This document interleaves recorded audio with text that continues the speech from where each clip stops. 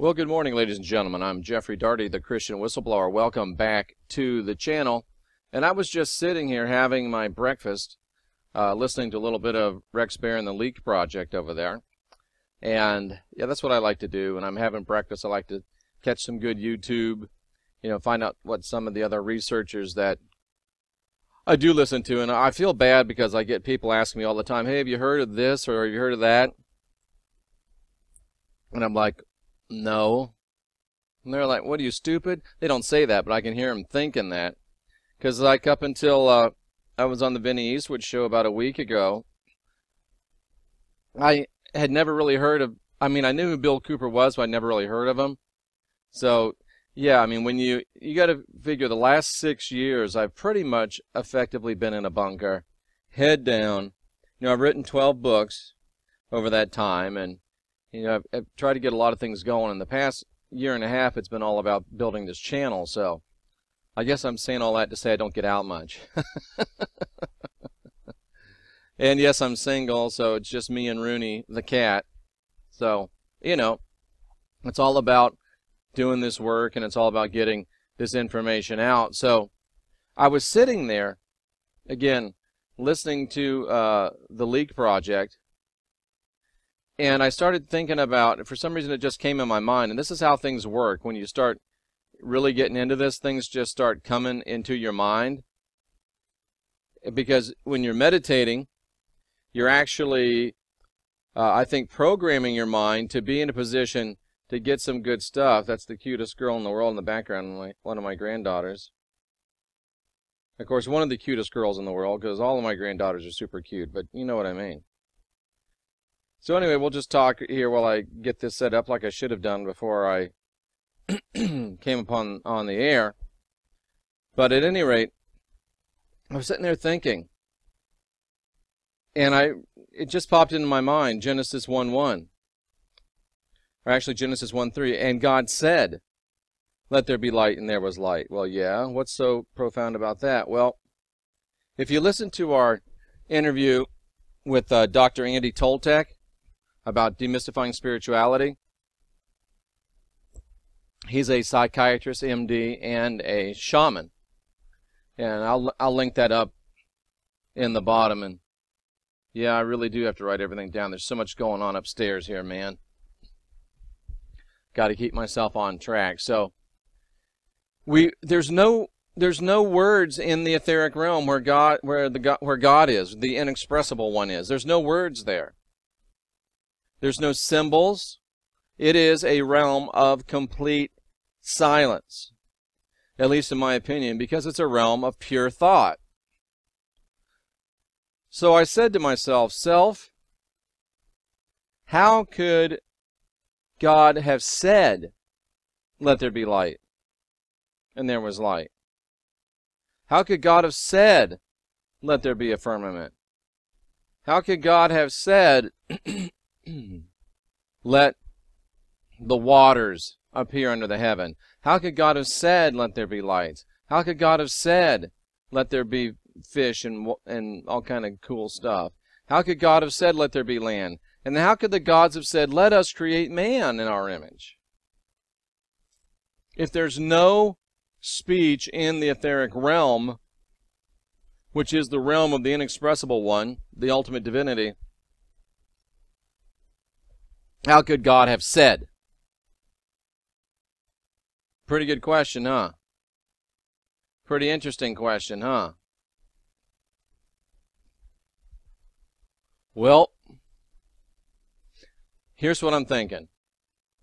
If you look in Genesis 1:1, in the beginning God created the heaven and the earth. That's it. Didn't say anything. Didn't show a symbol, didn't show any blueprints, just in the beginning, God created the heaven and the earth. And if you look at the word for create, it's bara. It means to fashion out of nothing. Bara. It's probably a loan word from Aramaic. It means to create. It means to shape, fashion, or create.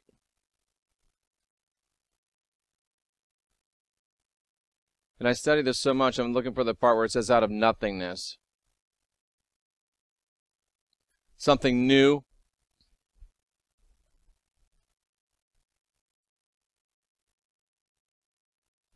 It's to create out of nothingness. If you look at the other words in the rest of Genesis, it talks about to refashion from previously existing materials.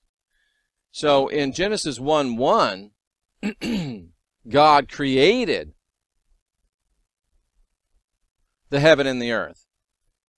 So even though this says Elohim here, Genesis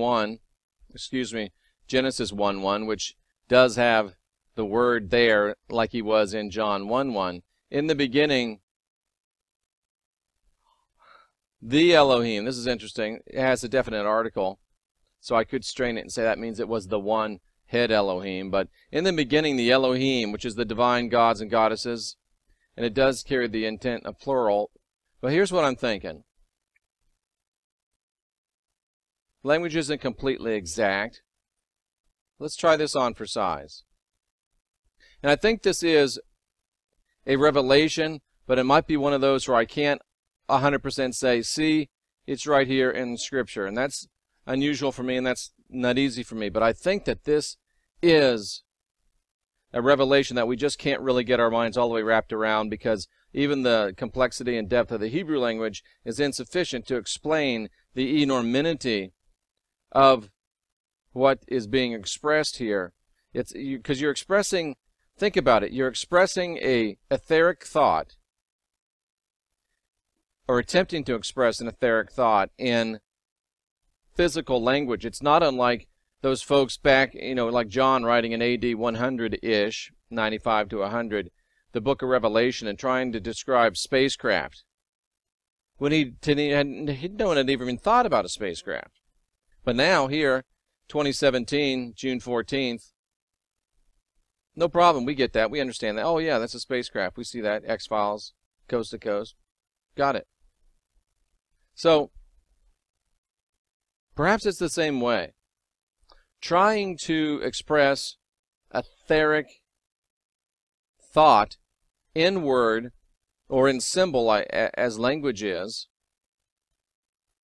and the symbol and the language is not able to carry the full import. And this is what you call looking beyond the surface layer of the Scripture and getting into the depth of it. And I know some of you will take me to task for that, and that's okay, because this isn't for everybody. Kindergartners can't do calculus, and this just isn't for everybody. This is advanced studies, and take that how you want to take it. If that upsets you or offends you, then that shows you that, oh, you think you're lacking in your study, because if you're not lacking in study and someone says something like that, it doesn't bother you at all. What we get upset by is a reflection of the inadequacies and inefficiencies and lack of completeness within ourself. That's a free tidbit for you, because it's true. If somebody says something and it upsets you, that means there's something in you that needs work on that. So in the beginning, the Inexpressible One created the heaven and earth. He created the whole thing. And you know from listening to me in the past that the whole thing was created in perfection. The whole thing was created inhabited. The whole thing was created with men, with cities. I don't know if the cities were there, but the men were there, the birds were there, the people were there. All right. How's he proving that? Who said that? Well, how about Jeremiah? Will he work for you? Would Jeremiah work for you? If I can show you Jeremiah said it, is that okay? Jeremiah 23, I beheld the earth, and lo, it was without form and void. It was without form and void. Does that ring a bell for you? Here, let me help you. Because I know some of you are a little slow on the uptake. The earth was without form and void. In the beginning, God, the Inexpressible One, created without symbol, word, just did it. Pure thought, pure intention. God said, didn't say it, did he? Just, it came into the mind of the Inexpressible One. I'm going to create a heaven and an earth. Boom! There was a heaven and an earth. And it was populated. It was inhabited. Well, he still ain't showed us. Here you go. Jeremiah chapter 4, verse 23.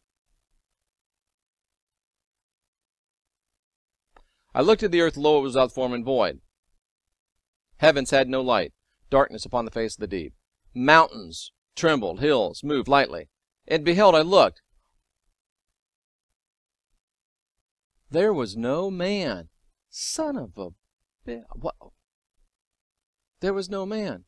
Now, it wouldn't have been even worth remarking about there being no man on this earth that was without form and void, and where the darkness was upon the face of the deep. It would have been without even worth a mention if there wasn't supposed to be any man. But there had been man there. And now it's without form and void. There was man there, but now it's without form and void. All the birds were gone. There was birds there, but now it's without form and void. The fruitful place, or the fruitful plain. Beyond the fruited plain. Yep. All of a sudden it's without form and void. There used to be man. There used to be birds. There used to be a bunch of great vegetation. The cities are gone. What? There used to be cities? How'd this thing get trashed? Well, it got trashed by Yahweh, Jehovah, Marduk, Yaldabaoth, rat bastard. I'm going to make the whole thing, I'm going to wreck the whole thing. Yeah. You believe me now? You like apples? How about them apples? And there's also a good verse in Isaiah where Isaiah, and I'm going to leave this one to you for homework. It said, Isaiah said, the world was not created without form and void. It was created to be inhabited. Isaiah uses in vain. Look it up. Get into your Greek. You'll see. It wasn't created without form and void. It was created to be inhabited just like Jeremiah saw it. So, the Inexpressible One created it in pure thought and intention. Boom, perfect. Then it became without form and void by the actions of the rat bastard.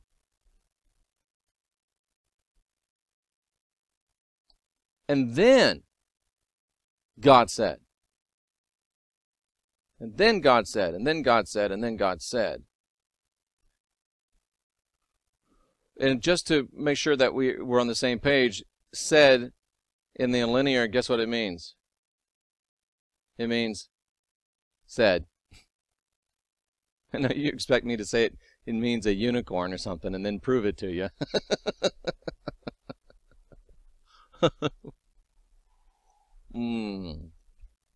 Only if it really does, folks. Only if it really does. To utter, to say. So God said then. So I'm like, well, I think I got it. So here's what happened. Let's go to King Jimmy. In the beginning, the Inexpressible One created the heavens and the earth out of pure intent. And then the earth became, this word is translated became everywhere else in the Bible. And the world became without form and void. Just like Jeremiah saw it, and just like Isaiah said it never was created. And then Jeremiah saw that it was destroyed that way because of the actions of the jealous, maniacal, rat bastard, Yahweh, Jehovah, Marduk, Yaldabaoth. And then the Elohim said, the Elohim did the recreation or the refashioning or the refurbishment of earth on site. They did it on site. They weren't in the etheric realm anymore. They were on site. And of course that ties in with Anunnaki lore. That ties in with the Sumerian, ties in with Egyptian, ties in with 1,000 other cultures that talk about the gods being among men. So it was created in the beginning from the etheric realm in pure thought and intention. And then the recreation was done on site and was done through the dynamos or the logos, the spoken word. So this brings up another interesting point. This brings up another interesting point. A very interesting point. Let me just give you this real quick. See made right here? Go up to verse 31. Remember 1:1, it was bara, created. And in verse 31, is it bara again? Is Darty lying to us? Is he pulling the wool over our eyes? Is he tricking us? Is he a shyster? Is he a shill? Is he just plain crazy? Oh, look at that. It's not bara. He had made. God saw that all he had made. So the Elohim took a look at everything they had made. It's not bara, like the Inexpressible one did, pure thought and intention, create out of nothing. What does say mean? It means to accomplish. It means to do. It means to do something for someone. It means to do work. It means to deal with. You can't deal with something that's not already there. To work with a concrete object. To make something. Now, I'm not going to bore you with all this, but as we go down through all of this, you find that it means to fashion, to make, to work with previously existing materials. So, it's very clear for those of you that have a little bit of objectivity, it's very clear to see that, sorry about that, I don't have a mute button on this new headset. It probably does, but I lack the technology of being able to figure out how to access it. The creation here is different than the creation in all the rest of Genesis chapter 1. This is creation from pure thought and intention. All the rest of this is creation on site by dunamis, the dynamic word. And we're given a clue of that. It's very easily explained if you just let the Bible explain it. Over here in John 1:1, right? What does it say? In the beginning was the Word, the Word, the Word, the Word, the Word, God said. The Word, God said, the Word, God said, God said the Word, God said the Word. Do you get it? Word, saying, word, say a word. I dare you, say a word. All things were made by Him, and without Him wasn't anything that was made. All things were made by Him, and without Him wasn't anything made. What was He? He was a Word. Boop! He was a Word. All things were made by Him, and without Him, there wasn't anything made that was made. Should we take a risk? Should we take a chance? Should we look up what the word made here is? Because I didn't study this before being on the air here, and I'd hate to look like a fool. Ah, what the hell? Wouldn't be the first time I'd look like a fool, would it? John 1:3. What does made mean? Boop.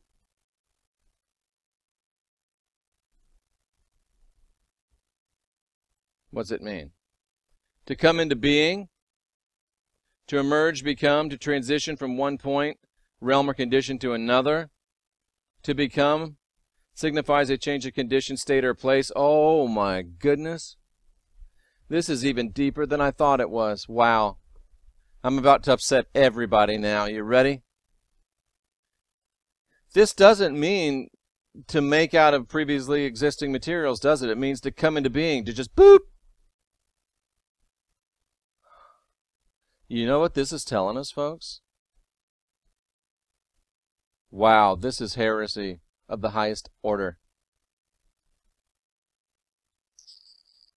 Something emerging from eternity and becoming in the physical space. This word is used for something emerging from eternity and becoming in physical space. Do some of you see what this is saying? Well, let me help a brother out. Let me help a sister out. In the beginning, what's the beginning? In the arche. Wow. In the beginning, at the initial starting point, at the beginning, at the first, at the chief, at the place of priority, at the beginning, at the origin. Used absolutely of the beginning of the beginning.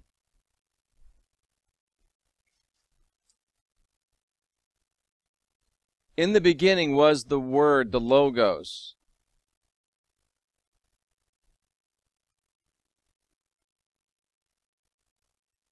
Wow. Expressing the thoughts through Spirit. Do I know what I'm talking about, or do I know what I'm talking about?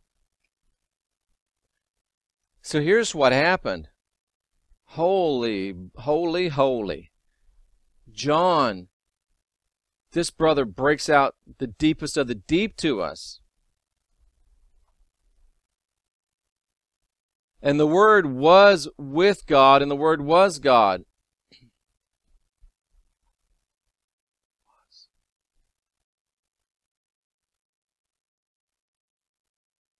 So in the beginning of beginnings, that takes us back to Genesis 1:1. That should open up 2 windows.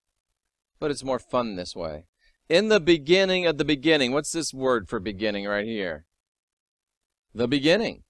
Let's see you interpret that one, Jeff. Just the beginning. In the beginning. So Genesis 1:1 in the beginning. And John 1:1 in the beginning. It's the same thing. So in the beginning was the Logos, the person that expressed the thoughts of the Father through the Spirit. Or was it just the thoughts of the Father in Spirit? In the beginning, in the etheric realm, it was just thought through the Spirit. But then, in Genesis 1:1, the heaven and earth were made through pure intention. Bara. Well, back over here in John 1:1, it says that, hello, John. Where are you, John? It says that the Logos made. Transition stuff from one realm to another. From the thought to the physical. So you know what that's saying? Do you see what that's saying? That's saying that the Word, this being the Word, was the inexpressible one. The Word was the inexpressible one. The Word was the one that initially created the heaven and earth with pure thought and intention, taking it from the thought form into the physical reality. He was the one that did it, or at least he was part of the ones that did it. Because remember, it's a male-female dichotomy combination, riddle within an enigma that won't really be fully understood until we get there. And that sounds like Trinity, but I mean, it just says it right there. And I guess it doesn't say that the very initial, see, mind stretching. We talk about the inexpressible one in the secret book of John, and it really does show that it appears to be a male, a masculine force. The very, very beginning of beginnings. Doesn't make sense if you think you got to have a woman to have a man, but there was the inexpressible ones, male and female, were working very closely together. That's all I can say. One couldn't have done it without the other, I don't think. But that gets way beyond the point. I should probably cut that whole thing out. But this personage, this entity called the Word, was the one at the very beginning called God in Genesis 1:1 that created everything in pure thought and intention, with pure thought and intention. And then the Word was also the one who came on sight with the Elohim. This thing's lagging a little bit, isn't it? He came on sight with the Elohim and did everything else down here too, was part of the recreation team. See, it says John 1:1 here, but we're still in Genesis, so I'm not sure what happened. But that's okay.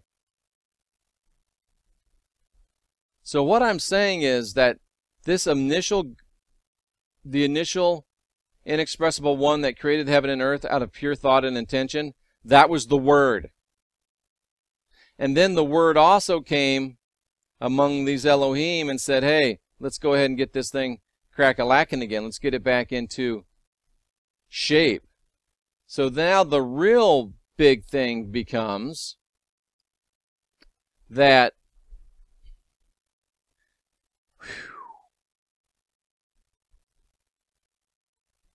what really gets big is that this Word, which was the inexpressible one, at the beginning of the beginning that created with pure thought and intention, this Word that was part of the inexpressible ones called Elohim in the Scripture, the gods and goddesses, male and female, that recreated and refashioned everything, and including making us, man, and the majestic serpent, upright reptilians, and us, man, the hybrid. Well, guess what that Word did?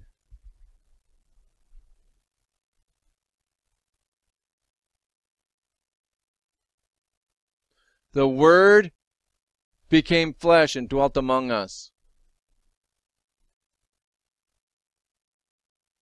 That takes the Christ to a whole new level, doesn't it? Not only was the Christ, whoever thought that Christianity making him the Son of God would be a lie defaming his true glory? No wonder he said, I and the Father are one, because guess what? They were. So all those places where he prayed to the Father, dung. That's amazing. So the Christ was even a cooler dude than we thought he was. Or did he really not even exist physically, because we can't prove it from anything other than the Bible? And was the very thought and intention of the inexpressible one expressed here on earth in such a powerful form that it was able to coalesce into a message that it still has tremendous power today to help us take what used to take lifetimes to do in a single human lifetime.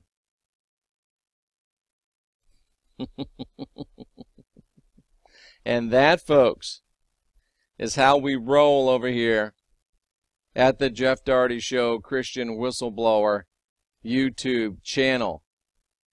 We don't ask the easy questions. We ask the deep questions. This ain't kindergarten. This ain't the sandbox. This is some advanced level. Scratch your head.